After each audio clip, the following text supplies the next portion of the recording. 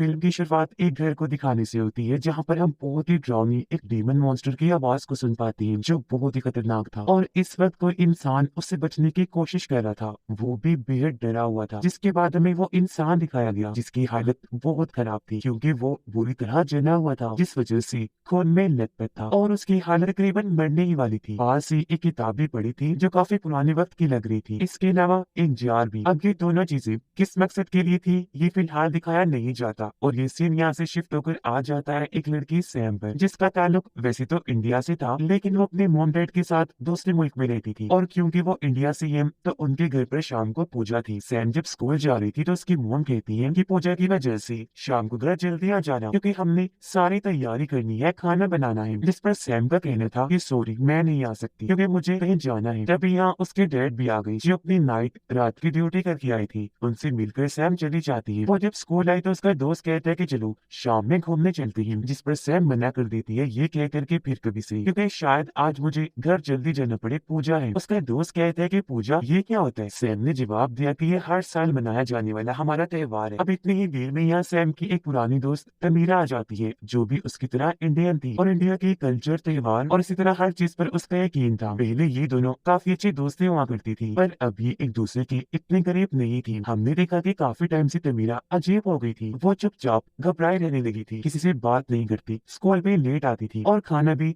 छुप कर ही खाया करती थी। और सबसे अजीब बात, उसके हाथ में हमेशा एक जार हुआ करता था जिसे वो हर जगह अपने साथ लिए फिरती थी। अब इन दोनों में से सैम तमीरा से दूर हुई थी ताकि वो इस तरह अपनी इंडियन कल्चर से भी दूर रह सके, यहाँ के लोगों में घुल मिल जाए, उनके जैसे हो जाए, और वो इसे कबूल कर ली। उनकी टीचर भी सैम से तमीरा के बारे में बात करती है कि वो अकेली रहने लगी है। इस पर सैम जवाब देती है कि मुझे कोई फर्क नहीं पड़ता क्योंकि जाहिर है वो उसे इंडियन कल्चर से दूर जाना ही था। ये भी कहती है कि वो बच्ची नहीं है, अगर उसे कोई मसला हुआ तो वो खुद हल कर लेगी। अब जब सैम अपनी दोस्त के साथ बैठी हुई थी तो तब यहाँ से तमीरा गुजरती है। उसकी दोस्त कहती है कि अब तो मुझे तमीरा को देखकर डर लगता है, उसकी हालत ही अजीब है। अच्छा ये जो जार हाथ में लिए घूमती है क्या ये कोई कल्चर है तुम्हारा। जिस पर सैम साफ साफ मना कर देती है कि नहीं हमारे यहाँ तो ऐसा कुछ नहीं होता। अब तमीरा जो अपने घर की तरफ जा रही थी वो बार बार कोई मंत्र बोले जा रही थी और तभी हम उसकी बैग से खून निकलता हुआ देखते हैं। वो जब घर गई तो बैग में से रॉ मीट यानी कच्चा मांस निकालती है, फिर डरते डरते बोतल का ढक्कन खोलती है। उसकी हाथ कांप रही थी और मांस को वो जल्दी से जार में डालकर फौरन ढक्कन बंद कर देती है और एकदम से पीठ मोड़ के बैठ जाती है। जहाँ तभी हम उसके पीछे बहुत ही भयानक मॉन्स्टर की आवाज को सुन पाते हैं। उसने जब पलट कर देखा तो जार में दरारें पड़ गई थी, जिससे हम समझ पाए कि जार में जरूर कोई खतरनाक चीज कैद है। अगले दिन सैम जब स्कूल में थी तो वहाँ तमीरा आई जो सैम से बात करने आई थी। कहती है कि मुझे तुम्हारी मदद चाहिए और प्लीज मेरी बातों पर यकीन भी करना। सैम उसे कहती है कि हाँ करूंगी यकीन, बताओ क्या मदद चाहिए। अब इससे पहले वो कुछ बोलती उसके कानों में कोई शैतानी आवाज हल्का हल्का बोलने लगती है जिससे तमीरा काफी घबरा गई। सैम उसे पूछती है कि क्या बात है, तुम काफी डिस्टर्ब लग रही हो, इतना घबराई हुई क्यों हो और कब से नहीं सोई तुम। तमीरा जवाब देती है कि वो सब छोड़ो, बस मेरी मदद कर दो और यकीन करो मेरा। ये कहकर वो जार आगे करती है, बताने लगी कि इसके अंदर कुछ है, कोई बहुत ही खतरनाक चीज जिसे तुम नहीं देख सकती सैम, पर मैं देख भी सकती हूँ, सुन भी सकती हूँ और महसूस भी कर सकती हूँ। अब सैम ने पूछा कि तुम्हें ये जार मिला कहाँ से। तमीरा बताती है कि जब मैं जा रही थी तो इस जार के अंदर वाली चीज मुझे अपनी तरफ बुलाने लगी, मेरा नाम पुकार के। मुझे पता चल गया था कि इसके अंदर कुछ है। मैंने बिना सोचे समझे जार को अपने पास रख लिया ये सोचकर कि मैं इसे संभाल लूंगी, पर अब मुझे एहसास हुआ कि ये मेरे बस की बात नहीं, क्योंकि जो इसके अंदर है वो है ही इतना भूखा कि उसे दिन में कई बार कच्चा मांस चाहिए होता है खाने के लिए और अब मजीद ये मुझसे बर्दाश्त नहीं हो रहा और प्लीज तुम मेरी मदद कर दो प्लीज। सैम उसे पूछती है मगर इस जार में है क्या, जिस पर तमीरा बताती है कि इसके अंदर डीमन मॉन्स्टर है। और हाँ बचपन में मॉन्स्टर्स राक्षस की जो कहानी हमने सुनी है वो बिल्कुल सच है, मुझे साबित हो गया है। पर सैम उसकी बातों को यकीन ना करते हुए उसे पागल कह देती है। अपनी बात को साबित करने के लिए तमीरा उसके सामने वो जार करती है पर सैम ने हाथ मारकर वो जार ही तोड़ दिया और अब जैसे उसका कांच गिरकर बिखरा जमीन पर काला धुआं फैल जाता है, जिसे देखकर तमीरा काफी डर गई और घबराते हुए वहाँ से भाग जाती है। सैम भी उसके पीछे पीछे जाती है और अपने बर्ताव के लिए उससे माफी मांगती है, पर अब वो रुक कर बिना कुछ कहे फिर से वो मंत्र जोर जोर से बोलने लगती है, जिसके साथ ही वो सैम के पीछे किसी मॉन्स्टर को आता हुआ देखती है जो तमीरा के अलावा और किसी को दिखाई नहीं दे रहा था। पर उसे देखकर उसकी हालत अब और खराब हो गई। ये देखकर सैम वहाँ से जाती है ताकि मदद ला सके, पर तभी यहाँ कोई ना दिखने वाली ताकत आकर तमीरा पर हमला कर देती है और उसे उठाकर अपने साथ अगवा करके ले जाती है। और बस यहाँ हम तमीरा की चीखों की आवाजें ही सुन पाती हैं। अब तमीरा जो कि गायब हो गई थी, उसकी वजह से हर कोई काफी परेशान था। टीचर ने आखिरी बार उसे देखा था, इसीलिए वो सैम को बताती है कि तमीरा की मॉम को भी नहीं पता है कि वो कहाँ है। उन्होंने गायब होने की रिपोर्ट लिखवाई है पर उसका कुछ अता पता नहीं है।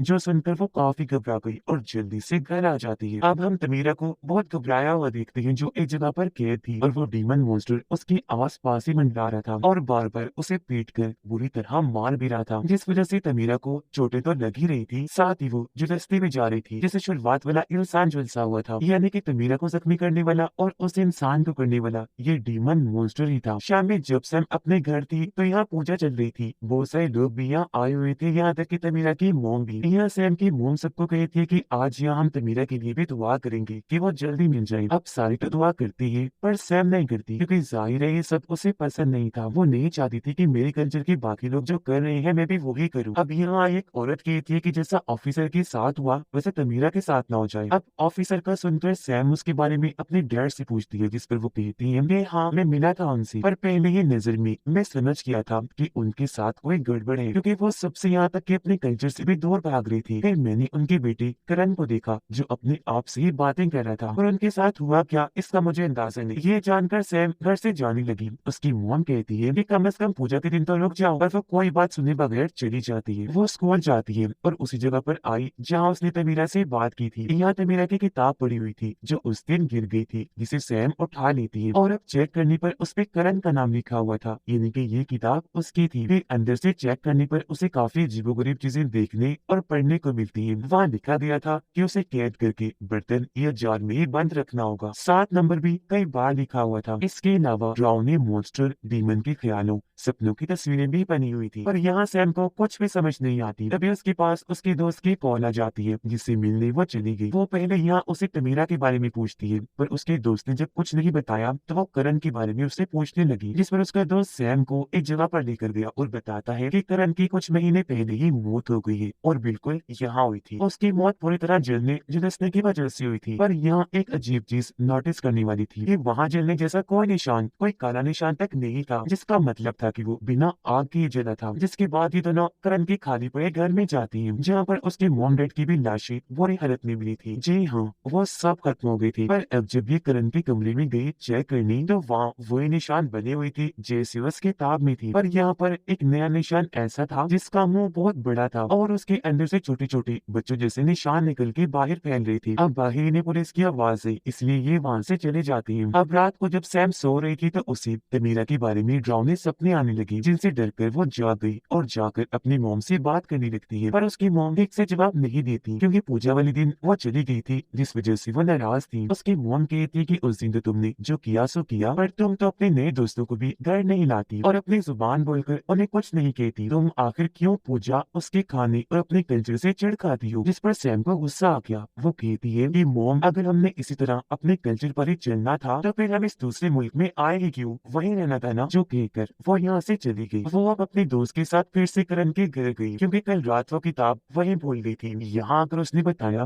कि मैं और तमीरा बचपन से दोस्त थी, पर बड़े होकर मैंने अपने दोस्त बदल लिए ताकि माहौल को भी बदल सकूं। अब इसमें मेरा साथ तमीरा ने नहीं दिया तो मैंने उसे छोड़ दिया। वो ये बातें बता ही रही थी कि तभी उसे अंदर से आवाजें आने लगी, जिनका पीछा करते करते वो घर के अंदर ही जाती है। वो इन आवाजों में इतना खो गई कि बाहर अपने दोस्त का उसे कोई ख्याल नहीं रहा, क्योंकि तभी कोई ना नजर आने वाली ताकत उसके दोस्त पर भी हमला कर देती है और बुरी तरह उसे मार डालती है। और जब बाहर आकर सैम ने ये सब देखा तो उसके होश उड़ गई और वो फूट फूट कर रोना शुरू कर देती है। उसे कुछ समझ नहीं आती कि ऐसा क्यों हो रहा था, इस वजह से वो हर वक्त परेशान रहने लगी थी। उसकी मॉम भी परेशान लग रही थी और अपने मुल्क में अपने असली घर में वापस जाने का कहती है, क्योंकि यहाँ के लोग वैसे भी उन्हें अपना नहीं रहे, अजीब नजरों से उन्हें देखते हैं। यहाँ सैम को परेशान देखकर उसके डैड वजह पूछते हैं और उसके कुछ भी ना बताने पर सैम की मॉम को गुस्सा आ गया। वो कहती है कि इससे पता नहीं क्या होता जा रहा है, ये हर चीज से दूर भागती जा रही है और ये हमें इसी वजह से कुछ बताना भी नहीं चाहता। अब हमें तमीरा दिखाई दी, पता चला कि उसे और कहीं नहीं बल्कि करण के घर पर ही कैद करके रखा गया है और वो वहाँ से कई बार भागने की कोशिश करती है, पर मॉन्स्टर उसे हमेशा खींचकर वापस पीछे ले आता है।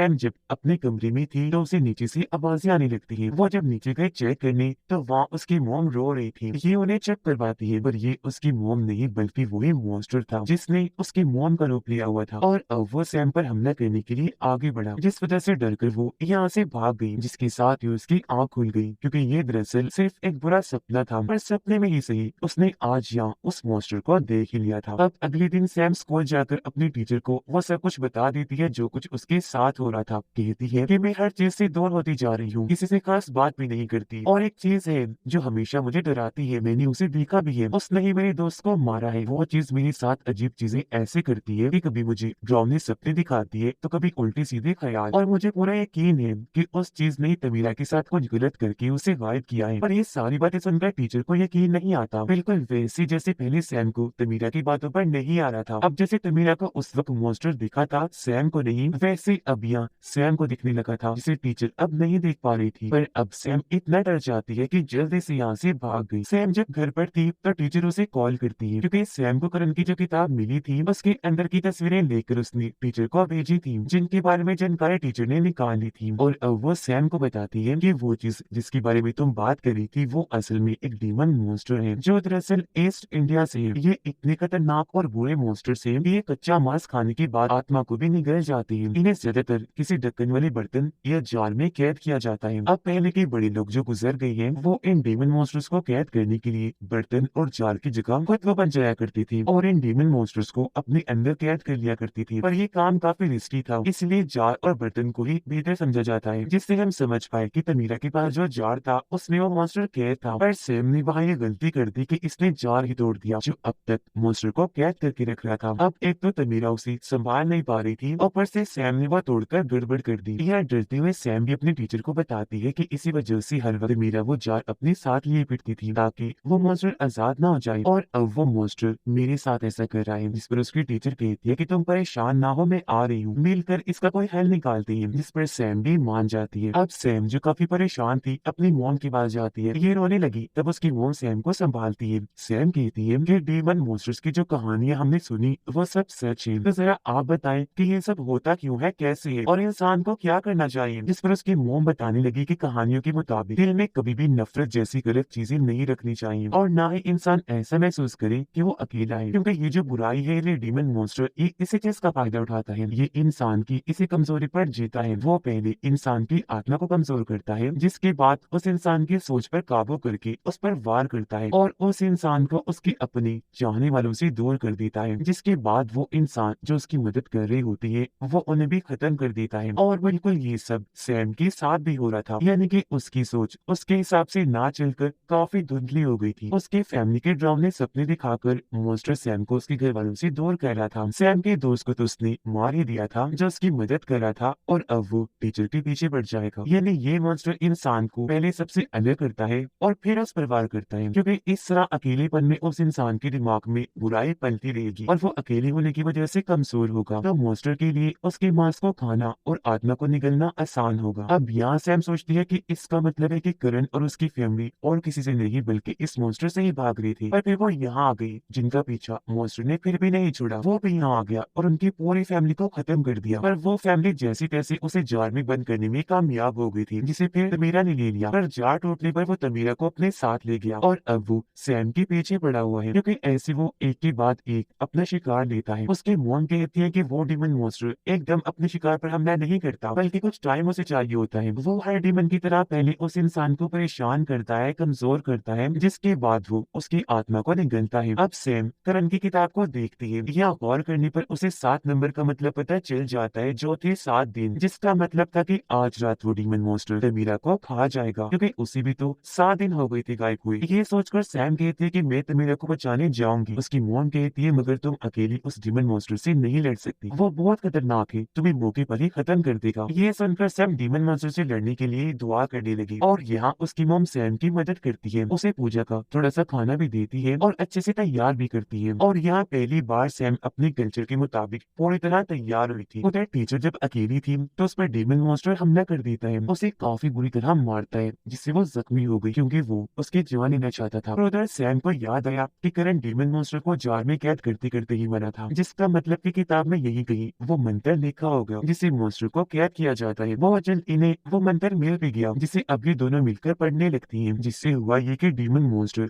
टीचर को छोड़कर यहाँ से चला जाता है। पर थोड़ी ही देर में वो इन दोनों माँ बेटी के पास आ गया, इन पर हमला करके काफी जख्मी कर देता है। पर उसकी मॉम हिम्मत नहीं हारती और मंत्र को पढ़ती ही रहती है, जिस वजह से वो डीमन मॉन्स्टर यहाँ से चला जाता है। अब तभी सैम सोचती है कि आखिर तमीरा कहाँ हो सकती है, जो सोचकर वो करण के घर आ गई, जहाँ उसे तमीरा तो नहीं लेकिन वो डीमन मॉन्स्टर मिल जाता है। वो उसे मारने के लिए सैम के पीछे पड़ जाता है, तब वो अपनी जान बचाने के लिए आगे बढ़ती रहती है। वो सीढ़ियों से नीचे आई और यही वो जगह थी जहाँ पर डीमन मॉन्स्टर ने तमीरा को कैद किया हुआ था। यहाँ वो बुरी हालत में पड़ी हुई थी क्योंकि अपनी मौत को कबूल करके हार मान चुकी थी। अब सैम उसे जगाने की कोशिश करती है, लेकिन तभी उसके सामने वो डीमन मॉन्स्टर आकर खड़ा हो जाता है, जिसका रूप हम यहाँ पहली बार देख पाते हैं, जो सच में बेहद डरावना था। अब यहाँ सैम अपना दिमाग लगाती है, वो मंत्र पढ़ने लगी ताकि डीमन मॉन्स्टर बोतल में कैद हो जाए। पर वो दोनों क्योंकि कमजोर थी, इसलिए डीमन मॉन्स्टर उसे तकलीफ देकर बोतल ही तोड़ देता है। ये देखकर तमीरा हिम्मत करती है और अब उसने ये मंत्र पढ़ना शुरू कर दिया था। दोनों क्योंकि एक दूसरे की मदद कर रही थी, इसलिए यहाँ इनकी दोस्ती फिर से पहले जैसी हो जाती है। और क्योंकि एक अच्छी चीज उनके अंदर फिर से आई थी, तो अब यहाँ डीमन मॉन्स्टर कमजोर होने लगता है। पर यहाँ ये बात टेंशन वाली थी कि अब ये मंत्र तो पढ़ रही है उसे कैद करने के लिए, पर सबसे जरूरी चीज थी वो जाल जो इन लोगों से टूट गया था, तो अभी उसे कैद कहाँ करेंगे। पर तभी यहाँ सैम को अपने टीचर और मॉम की कही गई बात याद आती है कि पुराने वक्त के लोग इन डीमन मॉन्स्टर्स को अपने अंदर कैद करती थी, क्योंकि जार की जगह वो खुद बच जाती थी। तो अब यहाँ उनकी ही तरह सैम डीमन मॉन्स्टर को अपने अंदर कैद करने का फैसला करती है और पुराने लोगों की तरह एक जार की तरह ही बनकर डट के खड़ी हो जाती है। जहाँ पहले तो डीमन मॉन्स्टर नहीं जाता, पर तमीरा लगातार मंत्र पढ़ती रहती है, जिस वजह से डीमन मॉन्स्टर को मजबूर होकर सैम के अंदर जाना ही पड़ा और अब वो उसके अंदर कैद हो गया था। जिसके बाद हमें कुछ दिन के बाद का वक्त दिखाया जाता है, जहाँ पर सभी लोग इकट्ठा हुए थे और अब सैम को अपने अंदर कैद डीमन मॉन्स्टर्स की भूख मिटाने के लिए बार बार कच्चा मांस खाना पड़ता था, जिस वजह से सैम की फैमिली भी काफी परेशान थी, क्योंकि जाहिर है वो जानती थी कि ये इतना खतरनाक डीमन मॉन्स्टर है कि वो कभी भी बाहर आ सकता है। इसके बाद हम सैम और तमीरा को बात करते हुए देखते हैं, या तमीरा भी उससे वो भी सवाल करती है कि अगर वो डीमन मॉन्स्टर बाहर आ गया तो फिर क्या होगा, जिस पर सैम कहती है कि बेफिक्र हो, मैं उसे बाहर आने ही नहीं दूंगी। पर अब जैसी तमीरा वहाँ से गई, सैम के चेहरे के एक्सप्रेशन तासुरात अपने आप ही बदल गई, क्योंकि जाहिर सी बात है वो डीमन मॉन्स्टर इतनी बड़ी बुराई है जिसे इतनी आसानी से रोका नहीं जा सकता। उसका जड़ से खात्मा करना जरूरी है, क्योंकि जब कभी भी कोई बुरी सोच, नफरत, अकेलेपन का एहसास सैम को महसूस हुआ, वो डीमन मॉन्स्टर फौरन बाहर आ जाएगा, जिसे फिर रोक पाना मुश्किल होगा। इसीलिए उसे हर तरह से खत्म करने के लिए इनको तैयार रहना चाहिए। तो कहानी में हमें बताया गया है कि कभी भी कोई बुरी सोच अपने दिमाग में ना लाए, दिल में कोई भी नेगेटिविटी ना रखें, जैसे किसी के लिए नफरत, गुस्सा या फिर खुद ही अकेलेपन का एहसास, क्योंकि जाहिर है ये बुरे एहसास है तो इनका बुरा नतीजा ही हमारे लिए साबित हो सकता है। सबके साथ हमेशा अच्छे रहें, प्यार बांटें, क्योंकि कहानी में तो बुरी सोच का नतीजा हमें डीमन मॉन्स्टर दिखाया गया है, पर अगर हमारी जिंदगी में इस तरह की कोई सोच हम पाल लें तो किसी और तरीके से हमारे साथ गलत हो सकता है। और दूसरी बात कि अपने रिलीजन, कल्चर, त्योहार, रहन सहन को सच्चे दिल से अपनाएं, कभी भी दूसरे जैसा बनने की कोशिश ना करें, क्योंकि जहाँ आपको होना चाहिए आप वही है और दूसरों से